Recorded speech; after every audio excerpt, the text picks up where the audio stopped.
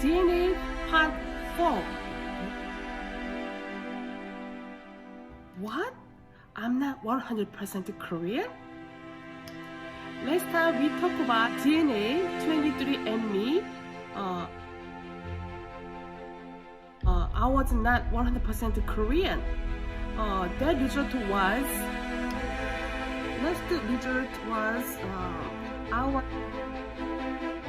Korean 88.7% and Japanese 8.2%. Since last 2 years, 23andMe has been new updated by DNA result.